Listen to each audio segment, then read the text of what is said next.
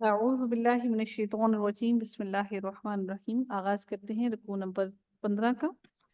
اس کی تفسیر کو دیکھتے ہیں کہ اللہ رب العزت کیا فرماتے ہیں۔ ارشاد فرماتے ہیں کہ قل اندعو من دون اللہ ما لا ينفعنا۔ نبی اکرم صلی اللہ علیہ وآلہ وسلم کو اللہ تعالیٰ نے اس آیت کے اندر فرمایا کہ نبی اکرم صلی اللہ علیہ وآلہ وسلم آپ کہہ دیجئے ان لوگوں کو کہ کیا ہم اللہ تعالیٰ کے سوا ایسی چیز کو پکاریں، ندعو ہم پکاریں ایسی چیز کو کہ نہ وہ ہم کو نفع پہنچا سکتی ہے، ما لا ینفعنا ولا یضرنا، اور نہ ہی وہ ہمیں نقصان پہنچا سکتی ہے۔ ہم ایسے بتوں کو، ایسی چیزوں کو، ایسے الہ کو کیوں پکاریں جس سے ہمیں کوئی فائدہ بھی نہیں پہنچ سکتا اور نہ ہی وہ ہمیں کوئی نقصان پہنچانے پر کوئی طاقت رکھتے ہیں۔ وَنُرَدُّ عَلَىٰ آقَابِنَا بَعْدَ إِذْ هَدَانَا اللَّهُ كَالَّذِي اسْتَهْوَتْهُ الشَّيَاطِينُ۔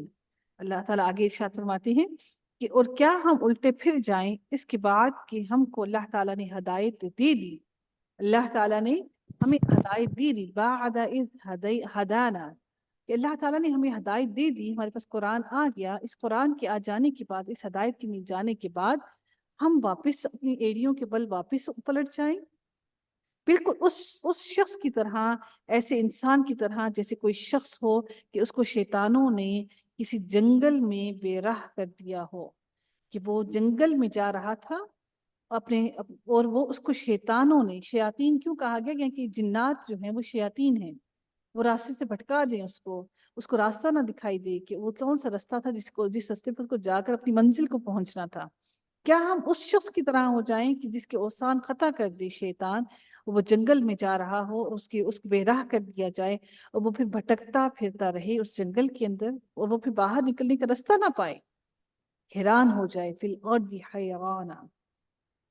اور پھر یا پھر اللہ، پھر اگلی مثال کیا دی گئی ہے، لہو اصحاب یدعونہ الی الہدی ہدأتنا، یا پھر ہم اس شخص کی طرح ہو جائیں کہ اس کے کچھ ساتھی بھی ہوں، اصحاب، کہ اس کے کچھ ساتھی بھی ہوں اور وہ اس کو ٹھیک راستے کی طرف بلا رہے ہوں کہ ہمارے پاس آ جاؤ، الی الہدی ہدأتنا، کہ آ جاؤ ہمارے پاس، قل ان ہدی اللہ هو الہدی، کہ بے شک ہدایت وہ ہے جو اللہ تعالیٰ نے دی ہے اور وہی اصل ہدایت ہے۔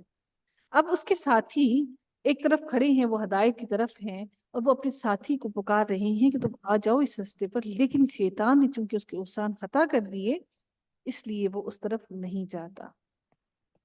یہ بالکل ایسے ہی مثال ہے جیسے آج آپ کی اور میرے خاندان کی بات کی جائے، اگر آج اللہ تعالیٰ نے آپ کو اور مجھے اس راستے پر کے لیے بٹھایا ہے سیکھنے کے لیے، اور پھر اگر ہم اس شیطان کے راستے پر چلنے کی پھر کوشش کریں، پھر واپس پلٹنے کی کوشش کریں، تو بالکل ہماری مثال بھی ایسے ہی ہوگی کہ ہم ہدایت کو لے جانے کے بعد پھر ایسے ہی اپنے اوسان کو خطا کر کے بھٹکتے پھرتے رہیں۔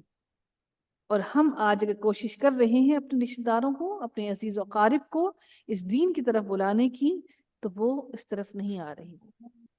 بالکل ایسی ہی مثال اللہ تعالیٰ نے بیان کر دی واضح الفاظ میں۔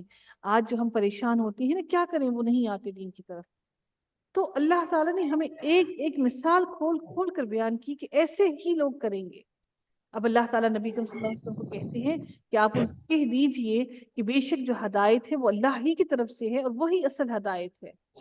وَأُمِرْنَا لِنُسْلِمَ لِرَبِّ الْعَالَمِينَ، تو اللہ تعالیٰ فرماتے ہیں کہ آپ کہہ دیجئے کہ یقینی بات ہے کہ وہی راہ راست ہے جو خاص اللہ ہی کی راہ ہے، جو خاص اللہ ہی کا راستہ ہے، وہی اصل ہدایت ہے، اس کے علاوہ ہدایت کچھ بھی نہیں ہے۔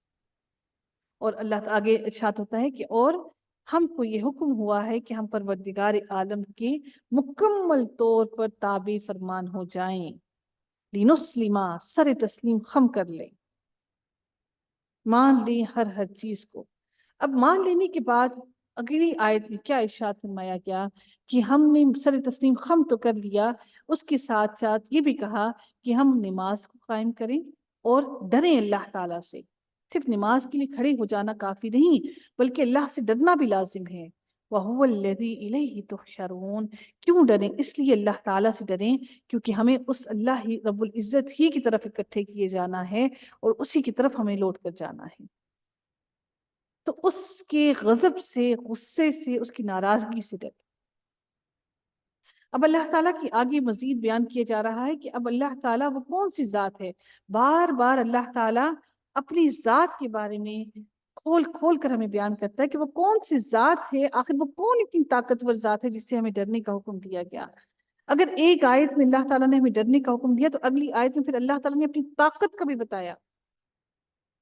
ایک انسان جیسے ایک ملک کا بادشاہ ہے، وہ طاقت رکھتا ہے اس کنٹری کے اندر، ہر چیز کے لیے پاور رکھتا ہے. تو اللہ تعالیٰ نے اب اگر اپنے لیے ڈرنے کا کہا تو اللہ تعالیٰ نے اگلی ہی آیت کے اندر یہ واضح الفاظ میں فرما دیا کہ اللہ سے کیوں ڈرو، وہ کون سی ذات ہے جس سے ڈرنا چاہیے. وَهُوَ الَّذِي خَلَقَ السَّمَاوَاتِ وَالْأَرْضَ بِالْحَقِّ، وہ وہی ذات ہے جس نے آسمانوں کو بھی بنایا اور زمین کو بھی بنایا، اور وہ برحق پیدا کیا، اس نے حق پر، سچ پر پیدا کیا. یہ کوئی فینٹیسی چیزیں نہیں ہیں کہ کوئی ایک کہانی ہے یا کوئی ایک ایسا امیجنری تھنگس ہیں، ایک امیجنری کوئی وادی ہے جو ویسے ہی تھوڑی دیر کے لیے بنائی گئی اور پھر وہ ختم ہو جائے گی. نہیں، اللہ تعالیٰ نے اس کائنات کو، اس آسمانوں کو اور زمین کو جو بنایا، حق پر بنایا، وہ برحق ہے، سچ ہے. وَيَوْمَ يَقُولُ كُن فَيَكُونُ، اور اللہ تعالیٰ فرماتے ہیں اس کے بعد کہ اور جس وقت اللہ تعالیٰ اتنا کہہ دے گا تو ہو جا، تو وہ بس پھر ہو جائے گا. وَيَوْمَ يَقُولُ، جب وہ کہے گا کن فیکون، ہو جا، تو وہ ہو جائے گا. قَوْلُهُ الْحَقِّ، اس کی بات، اللہ رب العزت کی بات حق ہے، سچ ہے. وَلَهُ الْمُلْكُ يَوْمَ يُنْفَخُ فِي الصُّورِ، اب آگے کیا ارشاد ہوتا ہے کہ اور ساری کی ساری حکومت، خاص بادشاہت خاص اسی کے لیے ہے. وَلَهُ الْمُلْكُ، ساری بادشاہت اسی ہی کے لیے ہے. یوم ينفخ فی الصور، وہ دن جب کہ سور میں پھونک ماری جائے گی. یہ جو سور ہے نا، بیسیکلی یہ در حقیقت ایک نرسنگا یا بگل ہے. ٹھیک ہے، نرسنگا یا بگل ہے جس کے بارے میں حدیث میں آتا ہے کہ اسرافیل علیہ السلام اسے منہ میں لیے اور اپنی پیشانی جھکائے ہوئے اللہ کے حکم کے منتظر ہیں، اور وہ اپنے منہ میں لیے ہوئے کھڑے ہیں کہ اللہ تعالیٰ ان کو حکم دیں اور پھر اس میں پھونک ماریں اور وہ پھر سور بجے اور پھر ساری کی ساری دنیا نیست و نابود ہو. اور سور کے بارے میں کہا جاتا ہے کہ یہ کرن یعنی نرسنگا ہے جس میں پھونکا جائے گا. اور بعض علماء کے نزدیک یہ سور جو ہے یہ 3 دفعہ پھونکا جائے گا. پہلی دفعہ وہ کہتے ہیں کہ جب یہ پھونکا جائے گا تو تمام کے تمام لوگ بے ہوش ہو جائیں گے، اور جب دوسری دفعہ پھونکا جائے گا تو تمام لوگ فنا ہو جائیں گے، اور جب تیسری دفعہ پھونکا جائے گا تو تمام کے تمام انسان دوبارہ زندہ ہو جائیں گے. لیکن بعض علماء کہتے ہیں کہ یہ 2 دفعہ ہی سور پھونکی جائے گی، یعنی کہ ایک دفعہ مر جانا اور دوسری دفعہ اٹھ جانا. ٹھیک ہے، تو اس کے بارے میں مختلف رائے ہیں. آگے دیکھتے ہیں جی. عالم اللہ تعالیٰ مزید آگے دیکھیں اس دن کا، اس اختتام کے دن کا بھی ذکر کر دیا گیا. اللہ تعالیٰ اگلی آیت میں، آیت کے اگلے حصے میں ارشاد فرماتے ہیں کہ اللہ وہ ہے جس نے اپنی طاقت کو بتا دیا. طاقت کے بعد اللہ تعالیٰ نے اب وہ چیز جو حال میں ہے اس سے بھی واقف ہے. کس حال میں؟ یعنی کہ پہلے تو اللہ نے اپنی طاقت، اپنی کبریائی بتائی کہ کیسے بنا سب کچھ. عالم الغیب والشہادتی، کہ وہ جاننے والا ہے غیب کو بھی اور حاضر کو بھی، جو غیب میں ہیں چیزیں اور جو حاضر ہیں ان کو بھی وہ جاننے والا ہے. وَهُوَ الْحَكِيمُ الْخَبِيرُ، اور وہ باخبر ہے اور حکمت والا ہے، اس کی ہر کام کے اندر حکمت موجود ہے.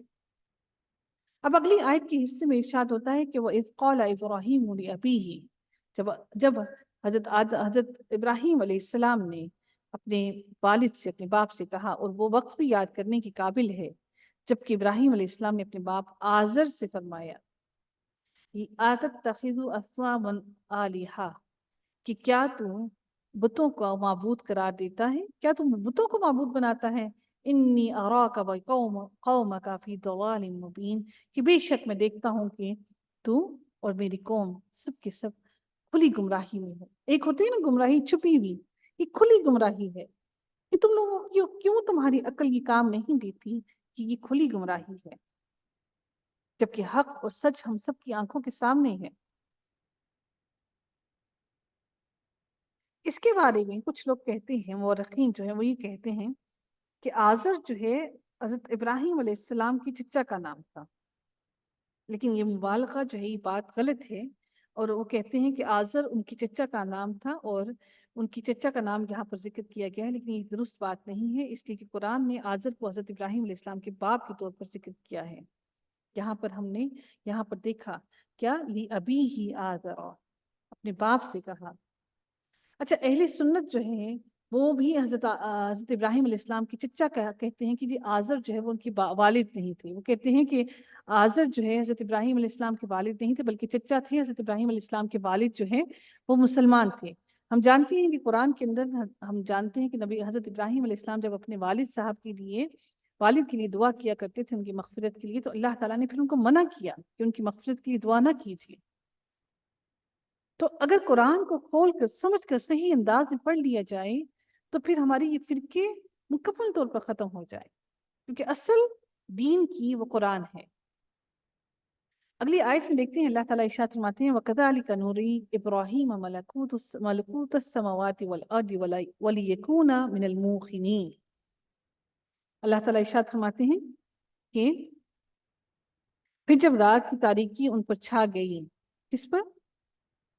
وَكَذَلِكَ اور اسی طرح سے جب ہم نے ایسے ہی ابراہیم علیہ السلام کو آسمانوں اور زمین کی مخلوقات دکھائیں اور تاکہ ان کو کامل یقین ہو جائے۔ اللہ تعالیٰ نے حضرت ابراہیم علیہ السلام کو دکھائی تھی مخلوقات، یہ اس وجہ سے نہیں کہ انہوں نے کوئی شک و شبہ کیا، بلکہ اللہ تعالیٰ نے حضرت ابراہیم علیہ السلام کو وہ نشانیاں دکھائیں جو زمین اور آسمان میں تھیں تاکہ وہ اللہ تعالیٰ پر یقین لے آئیں۔ اچھا، اس کے بارے میں کچھ روایات میں یہ آتا ہے، کچھ لوگ یہ کہتے ہیں کہ حضرت ابراہیم علیہ السلام جب پیدا ہوئے تھے تو اس وقت کا جو بادشاہ تھا نمرود، وہ لڑکوں کو قتل کروا دیا کرتا تھا، اور حضرت ابراہیم علیہ السلام کے بارے میں بھی لوگ کچھ یہ کہتے ہیں، روایات میں یہ کہتے ہیں کہ ان کو پھر ان کے والد نے ایک ایسے غار میں رکھا ہوا تھا جہاں سے وہ لوگوں کو باہر نہیں جاتے تھے اور لوگوں سے ملتے جلتے نہیں تھے تاکہ وہ بادشاہ ان کو قتل نہ کر سکے۔ لیکن حقیقت میں اگر ایسی بات ہوتی تو یہ غلط تھا، کیونکہ آگے ہم دیکھتے ہیں کہ قرآن کی اگلی آیتوں کے اندر ہم دیکھیں گے کہ وہ لوگوں سے کہیں گے کہ تم لوگ جس کو خدا بناتے ہو وہ خدا نہیں ہے، یعنی کہ وہ بتوں کی بھی پوجا کرتے تھے اور ستاروں کی بھی پوجا کرتے تھے اور سورج کی بھی پوجا کرتے تھے۔ تو حضرت ابراہیم علیہ السلام ان کو منع کریں گے کہ اور پھر حضرت ابراہیم علیہ السلام کیوں منع کریں گے؟ کیونکہ لوگ ان کو جانتے ہوں گے تو وہ ان کو منع کریں گے نا۔ لوگ ہمیشہ انہی سے بات کرتے ہیں جن کو ہم جانتے ہوتے ہیں۔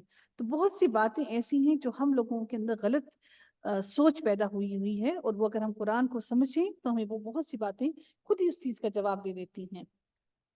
تو اللہ تعالیٰ نے آسمانوں اور زمین کے راز حضرت ابراہیم علیہ السلام پر کھولے تاکہ ان کا یقین مزید کامل اور پختہ ہو جائے کہ اللہ تعالیٰ نے کس طرح سے یہ ساری کائنات بنائی اور اللہ ہی ہے وہ جو خالق ہے۔ اگلی آیت میں دیکھتے ہیں اللہ تعالیٰ فرماتے ہیں فَلَمَّا جَنَّ عَلَيْهِ اللَّيْلُ رَأَىٰ كَوْكَبًا۔ اللہ تعالیٰ فرماتے ہیں پھر جب رات کی تاریکی ان پر چھا گئی تو انہوں نے ایک ستارہ دیکھا۔ کس نے ستارہ دیکھا؟ کوكبًا۔ حضرت ابراہیم علیہ السلام نے ایک ستارہ دیکھا تو انہوں نے کہا، کیونکہ سب لوگ ہی ان کی پرستش کرتے تھے، تو انہوں نے کہا کہ یہ میرا رب ہے۔ فَلَمَّا أَفَلَ قَالَ لَا أُحِبُّ الْآفِلِينَ۔ تو جب وہ چھپ گیا ستارہ تو انہوں نے کہا یہ میرا رب کیسے ہو سکتا ہے؟ یہ ستارہ جو چھپ گیا وہ دنیا کے حال سے کیسے واقف ہو سکتا ہے؟ تو انہوں نے کہا یہ تو میرا رب نہیں ہو سکتا، کیونکہ چھپنے والا رب نہیں ہوتا، رب تو ہمیشہ ظاہر ہوتا ہے۔ پھر کیا ہوا؟ پھر جب انہوں نے چاند کی طرف دیکھا بازغاً، چمکتا ہوا، تو انہوں نے کہا اسی اپنی قوم کی طرح ہی، کیونکہ ان کو اللہ کا نہیں معلوم تھا، انہوں نے کہا کہ یہی میرا رب ہے۔ فلما افلا، اور پھر جب چاند بھی چھپ گیا تو انہوں نے کیا کہا؟ قال لئن لم يهدني ربي لأكونن من القوم الضالين۔ انہوں نے کیا کہا کہ جب وہ چاند بھی چھپ گیا، جب وہ غروب ہو گیا، چھپ گیا، تو آپ نے فرمایا کہ اگر مجھ کو میرے رب نے ہدایت نہ کی تو میں گمراہ لوگوں میں شامل ہو جاؤں گا۔ سبحان اللہ، ہمارے نبی نے بھی اللہ سے یہ دعا کی کہ اے اللہ اگر تو نے میری ہدایت نہ کی تو میں گمراہ لوگوں میں شامل ہو جاؤں گا۔ ہم سمجھتے ہیں کہ یہ 5-10 منٹ کی کلاس لی تو ہمارا ایمان کامل ہو گیا، ہم پکے مسلمان ہو گئے۔ اور نبیوں کو دیکھیں، نبی ہیں اور سب کچھ ہے، اللہ کا ڈر اور خوف بھی ہے، پھر بھی انہوں نے بار بار اللہ سے کہا کہ اللہ ہمیں گمراہ لوگوں میں شامل نہ کر دیں۔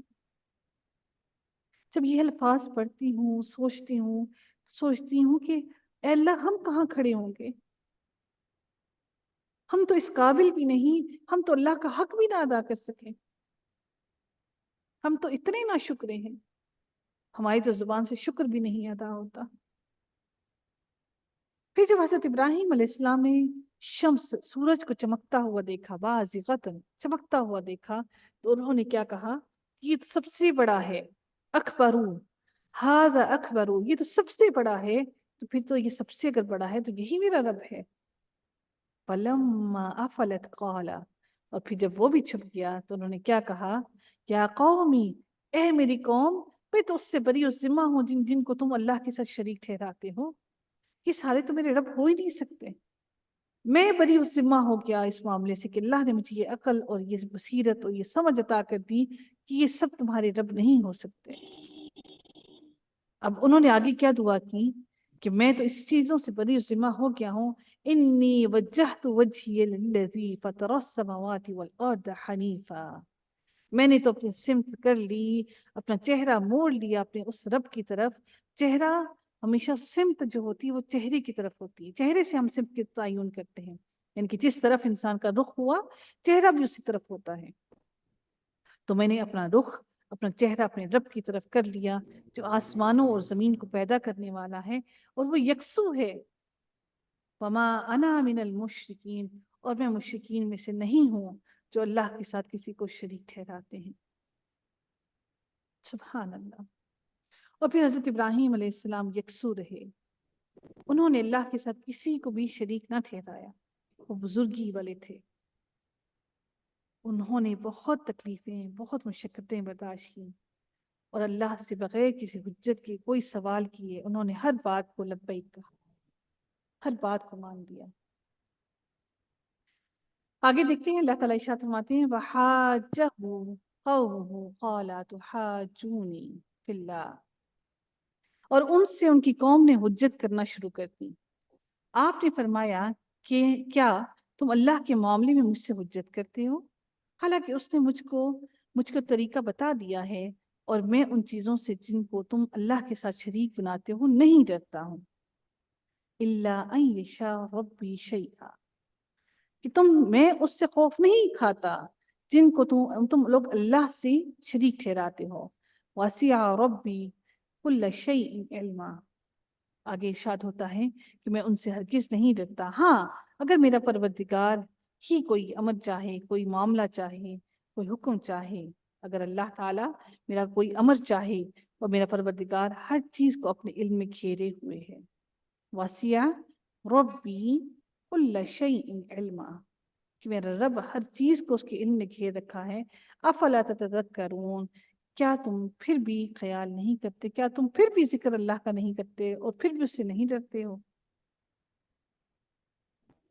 حضرت ابراہیم علیہ السلام کی قوم نے بھی بالکل انہی مشرکوں کی طرح، ہم ان مشرکوں کی بات کرتے ہیں، ہمارے لیے تو ہم مسلمانوں کو بھی دین کی تبلیغ کرنا بہت مشکل ہے، تو پھر سوچئے کہ ان مشرکوں کے لیے کتنا مشکل ہوا ہوگا ہمارے نبیوں کو، ہمارے صحابہ کو، ان کو دین کی طرف بلانا۔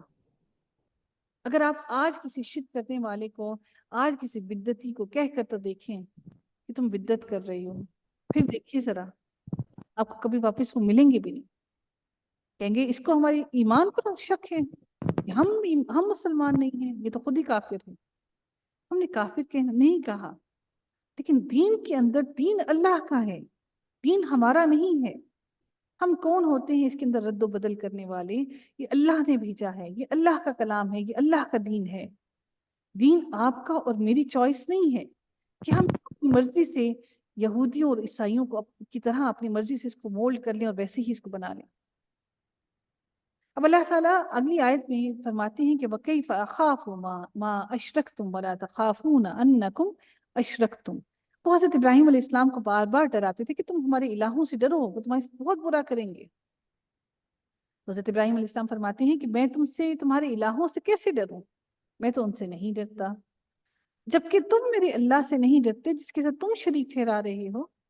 میں نے تو تمہارے الہوں کے ساتھ کسی کو شریک بھی نہیں ٹھہرایا، میں نے تو نہیں کہا کہ تمہارا سورج جو ہے یہ چیز پیدا کر رہا ہے یا یہ بنا رہا ہے تو چاند بھی اس کے ساتھ شریک ہے، وہ بھی اس کی مدد کر رہا ہے، میں نے تو ایسا کچھ نہیں کیا، میں نے تو تمہارے الہوں کے ساتھ کسی کو شریک ہی نہیں ٹھہرایا، میں تو مانتا ہی نہیں تمہارے الہوں کو۔ میں تو ان کو الہوں کو الہ مانتا ہی نہیں، اور تم تو میرے اللہ کے ساتھ ان کو شریک ٹھہرا رہے ہو، تو میں کیوں ڈروں؟ تمہیں ڈرنا تو تم کو چاہیے۔ اشرکتم باللہ ما لم ينزل به علیکم سلطانا۔ ارشاد کیا ہوتا ہے کہ یہ تو پھر تم کیوں نہیں سمجھتے کہ جو کچھ بھی تم کر رہے ہو یہ سب کا سب کچھ غلط ہے؟ جو کچھ بھی اللہ تعالیٰ نے تمہاری طرف بھیجا ہے، حالانکہ تم اس بات سے نہیں ڈرتے کہ تم اللہ کے ساتھ ایسی چیزوں کو شریک ٹھہرا رہے ہو جن پر اللہ تعالیٰ نے کوئی دلیل بھی نازل نہیں کی ہے۔ يُنَزِّلَ بِهِ عَلَيْكُمْ سُلْطَانًا فَأَيُّ الْفَرِيقَيْنِ أَحَقُّ بِالْأَمْنِ۔ اب تم سوچو کہ ہم دونوں میں سے کون سا فریق حق اور سچ کی بات پر ہے؟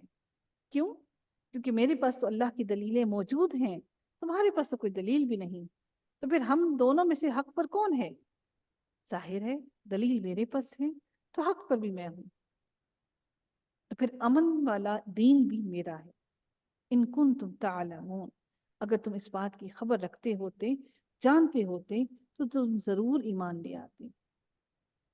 الذین آمنوا ولم يلبسوا ایمانہم بظلم اولئک لہم الامن وہم مہتدون۔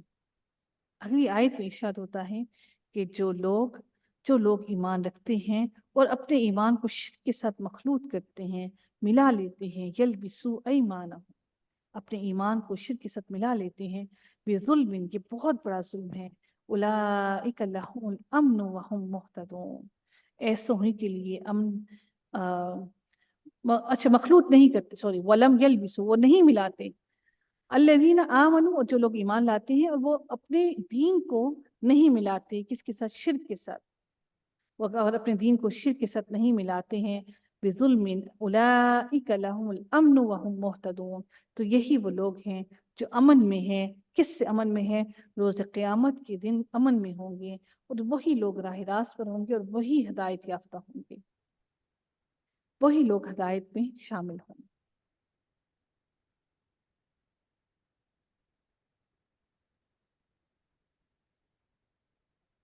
وَتِلْكَ حُجَّتُنَا آتَيْنَاهَا ابراہیم علی قومہ۔ اگلی آیت میں دیکھتے ہیں اللہ تعالیٰ ارشاد فرماتے ہیں، اور یہ ہماری حجت تھی جو ہم نے ابراہیم علیہ السلام کو ان کی قوم کے مقابلے میں دی تھی، ہم جس کو چاہتے ہیں مرتبوں میں بڑھا دیتے ہیں، نرفع درجات، ہم درجے میں بلند کر دیتے ہیں ہم جس کو چاہتے ہیں، ان ربک حکیم علیم، اور بے شک آپ کا رب بڑا حکمت والا اور بڑا علم والا ہے۔ اللہ تعالیٰ نے حضرت ابراہیم علیہ السلام کو مرتبوں میں سب سے بلند کر دیا، اور جب ان کو کوئی نہیں جانتا تھا تو سب کے سب ان کو جاننا شروع ہو گئے۔ اس کے بعد اگلی آیت میں ارشاد ہوتا ہے، اگلی آیت میں اللہ تعالیٰ ارشاد فرماتے ہیں کہ وَوَهَبْنَا، اور ہم نے ان کو اسحاق علیہ السلام دیا، اسحاق علیہ السلام، اور اللہ تعالیٰ نے اکٹھی خوشخبریاں دے دی حضرت ابراہیم علیہ السلام کو۔ کیا کیا دیں؟ کہ بیٹے کی بھی دی، اور پھر اس کے بعد پوتے کی بھی خوشخبری دے دی اللہ تعالیٰ نے، کہ ہم نے ان کو اسحاق دیا اور یعقوب بھی، اور ایک کو ہم نے اور ہر ایک کو ہم نے ہدایت دی، اور پہلے زمانے میں ہم نے نوح علیہ السلام کو ہدایت کی اور ان کی اولاد میں سے بھی۔ اب حضرت نوح علیہ السلام کی اولاد میں کن کن کو شامل کیا گیا؟ داود علیہ السلام، سلیمان علیہ السلام، ایوب علیہ السلام، اور یوسف علیہ السلام، اور موسیٰ اور ہارون علیہ السلام، یہ ان سب کو اولاد نوح کہا گیا، ٹھیک ہے۔ وَكَذَلِكَ نَجْزِي الْمُحْسِنِينَ، اور اللہ تعالیٰ ارشاد فرماتے ہیں کہ اسی طرح ہم نیک کام کرنے والوں کو جزا دیا کرتے ہیں۔ اس کے بعد اگلی آیت میں ہم دیکھتے ہیں کہ اللہ رب العزت نے یہاں پر جن نبیوں کا ذکر کیا، یہاں پر 18 نبیوں کا ذکر کیا گیا ہے اکٹھے، اور زکریا علیہ السلام اور یحییٰ علیہ السلام اور عیسیٰ اور الیاس علیہ السلام سب کے سب نیک لوگ تھے، کل من الصالحین۔ اب اگلی آیت میں اللہ تعالیٰ اگلے نبیوں کا ذکر کرتے ہوئے فرماتے ہیں کہ اسماعیل علیہ السلام، یسع علیہ السلام، اور یونس اور لوط علیہ السلام کو، ہر ایک کو تمام جہان والوں پر ہم نے فضیلت دی، ہم نے تمام جہان والوں کو فضیلت دی، تمام جہان والوں پر ان کو فضیلت دی۔